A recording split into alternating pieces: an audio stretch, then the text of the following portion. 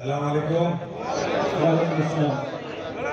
यहाँ थोड़ी जगह भी है, जो लोग बाहर खड़े हैं यहाँ आ सकते हैं। मैं बंगाली वेलफेयर चैरिटेबल ट्रस्ट की तरफ से हर साल जो यहाँ जलसा होता है, दीनी जलसा होता है, उस जलसे में आए हुए हमारे मौलाना अब्दुल हिल मारूफ साहब को बहुत बहुत मुबारकबाद देता हूँ। साथ में ही मौलाना जनाब अब्दुल अजीज आमिनी जी को भी मैं सुन रहा था, उनको भी मैं बहुत बहुत दिल की गहराइयों से पूरी ट्रस्ट की तरफ से और मालोनी की तरफ से मुबारकबाद देता हूँ।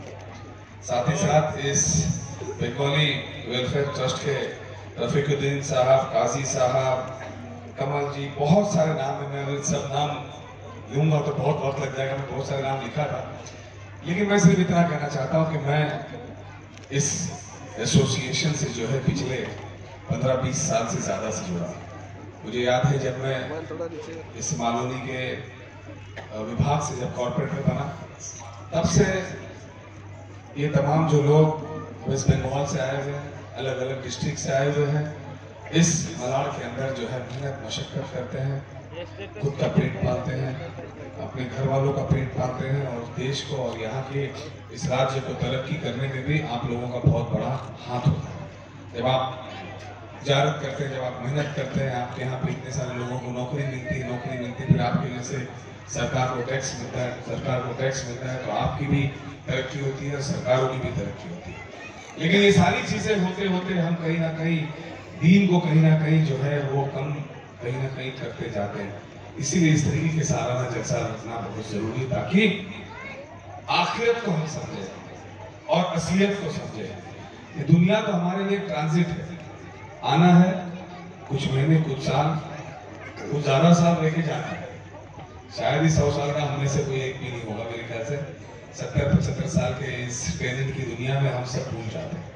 तो मौलाना साहब सही कह रहे थे कि ये दुनिया जो है, अगर आप इबादत नहीं करोगे, आप कुरान नहीं पढ़ोगे, आप नमाज नहीं पढ़ोगे, तो आपके लिए ये जीती जागती जहन्नम है और आगे जाके कब्रिस्तान ही होकर जिसमें तिलावत और नमाज नहीं होती। यही बता रहे थे मेरे घर से। थोड़ी थोड़ी बंगाली समझने की मैं भी कोशिश कर रहा था। और हकीकत में मैं कहता हूँ, यहाँ पे जितने सारे लोग बैठे, अगर सही तरीके से नमाज आपने पढ़ ली, सही तरीके से कुरान आपने अपने दिल में उतार लिया, तो ये दीन के कोई झुका नहीं सकता और ये दीन को कोई डरा नहीं सकता। कोई ताकत इस दुनिया में आई नहीं है जो इस दीन को मानने वालों को डरा दे, धमका दे, क्योंकि ये दीन जो है सबसे साफ सुथरा, पाकीज़ा है। लोगों के हक के, लोगों की जिंदगानी में सही तरीके से मदद करने की राह दिखाने वाला। इस दुनिया में अगर औरतों को सबसे ज्यादा इज्जत देने की राह अगर किसी ने पहले दिखाई तो आका और मौला ने बताई। इस दुनिया में अगर गरीब के साथ किसी को खड़ा रहना सिखाया तो हमारा दीन ने सिखाया।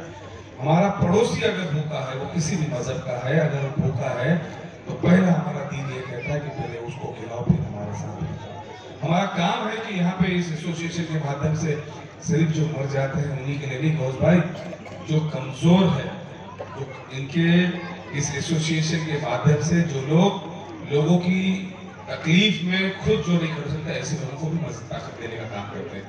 किसी की पढ़ाई के मामले में, किसी के इलाज के मामले में, किसी की लाइट बिल भरने के मामले में, किसी न किसी की शादी हो, किसी की बारात हो, कोई बूढ़ा है, इलाज है, ये सारी चीजें होती हैं। और अभी तो आने वाले दिनों में माशाल्लाह इतनी सारी हॉस्पिटल्स आपके इस मालोनी में आ रहे हैं कि मुझे लगता नहीं कि आपको दवा पानी के लिए ज्यादा ध्यान देना होगा। 7 नंबर में एक हॉस्पिटल बन के तैयार है, आगे 6 महीने में 7 माले से बड़ा हॉस्पिटल तैयार हो जाएगा। अम्बेडकर मैदान के अंदर जो है बहुत बड़ा गार्डन के बाजू में 7-7 माले के 2 हॉस्पिटल्स बन रहे हैं, स्कूल्स बन रहे हैं, सारी चीजें हैं। ये सारी चीजें बनाने का मतलब ये है कि आपकी तंदुरुस्ती अच्छी हो, और स्कूल बनाने का मतलब है कि आप अपने बच्चों को पढ़ाएंगे नहीं तो आगे बढ़ेगा नहीं, और इस तरीके से मजदूरी नहीं करें, मजदूर करके वो आगे बढ़ के आप लोगों का नाम रोशन करें। और हकीकत में कहता हूँ कि मजबूती से एक रखो, जिंदगी में कभी किसी से डरने की जरूरत नहीं, क्योंकि हम सब जो है सारी चीजों को मानने वाले लोग हैं। मैं इस ट्रस्ट के सभी रफीक भाई और सभी लोगों को बहुत बहुत मुबारकबाद देता हूँ, और ये हर साल की तरह इस साल भी आपको एहसास दिलाता हूँ कि कभी भी आपको किसी भी चीज के बारे में फिक्र करने की जरूरत नहीं है। अल्लाह है, अल्लाह के बाद में अल्लाह के बंदे खड़ा ही करता है अल्लाह, ताकि कोई मुसीबत न हो तो उसके लोग उसके थ्रू जो काम ले सके। बहुत सारे लोग पैसे कमाते हैं, बहुत सारे लोग अपनी चीजें बनाते हैं। असली जिंदगी वो है जो खुद तो जिए और औरों के लिए भी अपनी तरफ से जो कुछ कर सके, ताकि जो है वो भी एक रास्ता जन्नत को ले जाने वाला है। अगर आपने किसी गरीब को खाना खिला दिया, वो भी तुम्हारे लिए दुआ करेगा। आपने किसी बच्ची की शादी की, उसको मदद कर दी, उसके घर की दुआ आपकी लगेगी। अगर कोई बीमार है, उसको इलाज के लिए पैसे नहीं है तो उसको मदद कर तो भी पड़ेगी। बाकी बारीकी से एकदम अच्छे ही इतने नामचीन उलमाए कराम आप लोगों के बीच में आ जाए, आप उनको बरोबर से सुनिए, आप उनको समझिए और एकदम निश्चित रहिए, क्योंकि मरने यही हकीकत है, जिंदा और मरना है, ये सबसे बड़ी हकीकत है। और जो लोग अपने दिमागों में इस्लाम और अपना कानून और अपना इल्म रखते हैं, वो मरने से कभी डरते नहीं। आने वाले दिनों में बहुत सारी चीजें आप लोगों के सामने आएंगी, बिल्कुल फिक्र नहीं करना। बस जिसने पैदा किया है उसकी जवाबदारी वो रिस्क लेगा, जिसने पैदा किया है वही हमें बचाएगा, जिसने पैदा किया है वही हमारी हिफाजत भी करेगा। ये चीजें आप अगर दिमाग में ले लो तो बाकी जो दुनिया में कुछ भी दिखाई दे रहा है कुछ नहीं दिखाई देता। ये सब आना और जाना है लोगों का, यही मैं कहना चाहता हूँ। आप लोग एक दूसरे के साथ खड़े हो, इकट्ठे खड़े हो। बार बार मैं कहता हूँ कि अपनी आप लोग घर लेते हैं, उसका डॉक्यूमेंटेशन सही नहीं करते हैं। आप लोगों को कहता हूँ अपना लाइट बिल सही करो, आप लोग अपना आधार कार्ड सही करो, आप लोग अपना पैन कार्ड सही करो, आप लोग अपना वोटर लिस्ट में नाम सही डालो, आप लोग जितने टैक्स भरते हैं उनके पैन कार्ड बरोबर रखो। हर चीज को सही रखना बहुत जरूरी है। होगा कुछ नहीं, लेकिन परेशानी से बचने से अच्छा है कि हम सारी चीजें, हमारे लोग यहाँ बैठे, हम लोग आपके साथ काम करने के लिए तैयार है।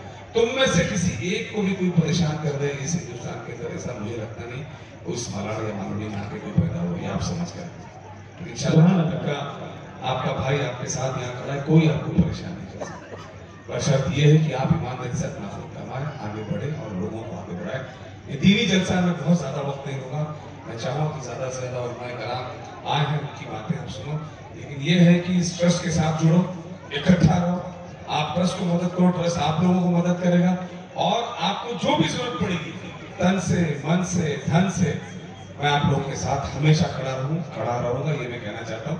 अभी आज ही मैं आया, मैं सिर्फ इस जलसे के लिए आज जो है वेस्ट बंगाल से था, बाग डोगरा आपको है कि मुझे पता नहीं, सिलीगुड़ी वहाँ था, वहाँ पे यात्रा आने वाली, लेकिन मैंने रफीक को वादा किया था, हालांकि मुझे पता था कि मिस हो जाएगा, एक ही फ्लाइट थी, लेकिन बोला नहीं मैं आऊँगा जरूर, कि शायद पिछली बार नहीं आया था, ऐसा लगा कि भाई मैं नहीं आया। मैं अभी भी कहता हूँ कि एक रहो, साथ में रहो, मिल के रहो। आप लोगों के उस स्टेट में वापस में 5-6 दिन जाने वाला, कौन से कुछ अलग अलग जगह है तो बता दूंगा, कोई होगा तो तुम्हारे वहाँ लोगों को मिलने मुझे बोल देना, ठीक है ना। आप सभी लोगों का तहे दिल से बहुत बहुत शुक्रिया अदा करता हूँ। रफीक भाई, मैं चाहता हूँ कि अल्लाह आपकी और आपकी जो टीम है और आपकी सोसाइटी से, आपकी कमेटी से नेक काम ले लें, अच्छा काम ले लें, लोगों की मदद और तेजी से करो। एम्बुलेंस तो हमने रखी हुई है पूरे शहर के लिए फ्री। आगे भी किसी भी बच्चा को पढ़ना चाहता हो, उसकी किताब नहीं हो, आप उसकी जवाबदारी ले लो, किताब नहीं दूंगा, आप उसके घर तक पहुंचाओ। कोई भी बच्ची अगर जवान है, अगर किसी वजह से उसकी शादी नहीं होती, आप चुपचाप ले लो, उसको सही तरीके से उसकी शादी करके, निकाह करके, वालिद की तरह हम सब की जवाबदारी है कि उसको सही तरीके से रुखसत करो। किसी का घर एकदम टूटने लायक होगा वो और उस लायक नहीं होगा तो वो सबको बोल दो जाके कि कम से कम उनका घर तो नहीं बनाएंगे, लेकिन इतना जरूर टेका लगा देंगे कि 10-20 साल तक का उस घर टूटे नहीं। ये सब काम हम सबको करना है, ये सब काम है आप सबको साथ देना है। आप सभी लोगों का फिर एक बार बहुत बहुत शुक्रिया। अस्सलाम वालेकुम।